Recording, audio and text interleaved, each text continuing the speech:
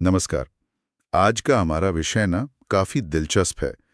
30 दिनों के लिए चीनी छोड़ना। हमारे पास एक लेख है, 30 दिन चीनी रहित, सेहत का नया आरंभ। तो आज हम इसी पर बात करेंगे, समझेंगे कि भाई सिर्फ एक महीना अगर रिफाइंड चीनी छोड़ दें तो सेहत पर क्या क्या असर पड़ सकता है और नतीजे वाकई में चौंकाने वाले हो सकते हैं। हाँ, बिल्कुल। और चर्चा शुरू करने से पहले ना ये समझना ज़रूरी है कि लेख ये रिफाइंड चीनी कहता किसको है।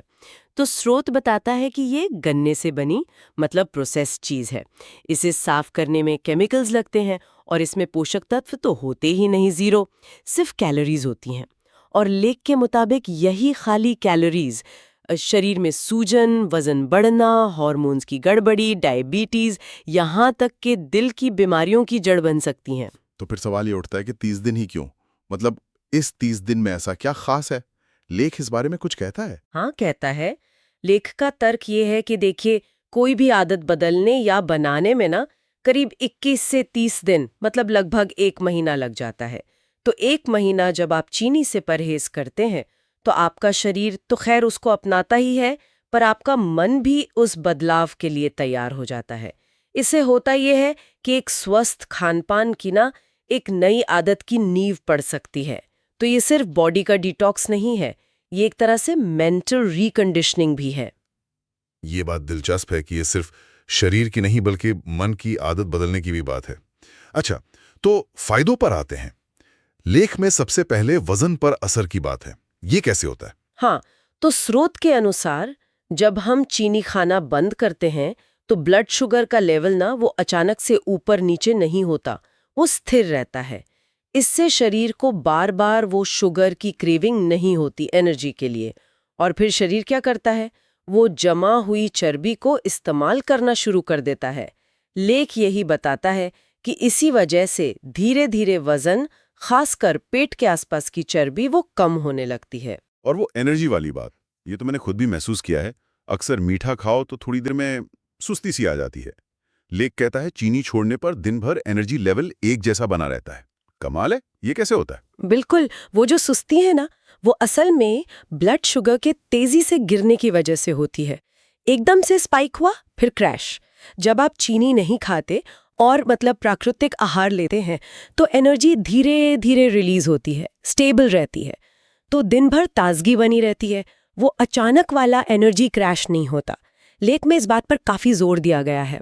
त्वचा पर भी असर, इसकी बात भी है लेख में। क्या ये सच है कि चीनी छोड़ने से स्किन बेहतर हो सकती है? लेख तो यही दावा करता है। उसके अनुसार ज्यादा चीनी खाने से ना शरीर में इन्फ्लेमेशन मतलब अंदरूनी सूजन बढ़ती है और इसका असर त्वचा पर दिखता है, जैसे एक्ने, पिंपल्स या फिर वक्त से पहले झुर्रियां।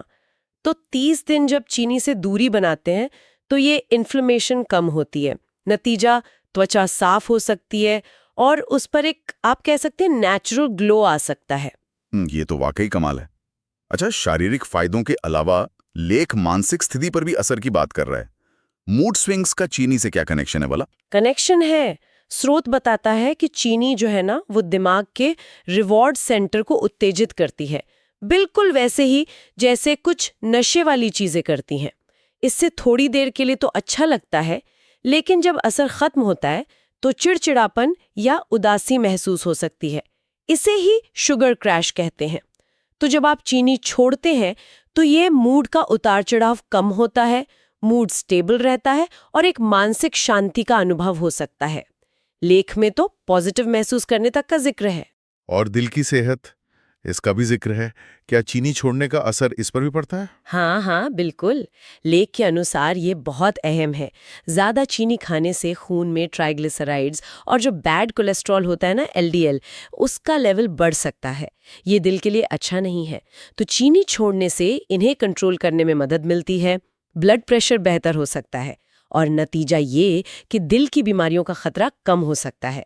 साथ ही जैसा मैंने पहले कहा, चीनी इन्फ्लेमेशन बढ़ाती है, तो इसे छोड़ने से शरीर की वो सूजन कम होती है और इम्यून सिस्टम भी वो भी मजबूत होता है। ठीक है, फायदे तो बहुत गिना दिए, पर अगर कोई ये चैलेंज लेना चाहे तो शुरू कैसे करें? लेख में कुछ प्रैक्टिकल तरीके बताए हैं, आसान से। हाँ, बिल्कुल।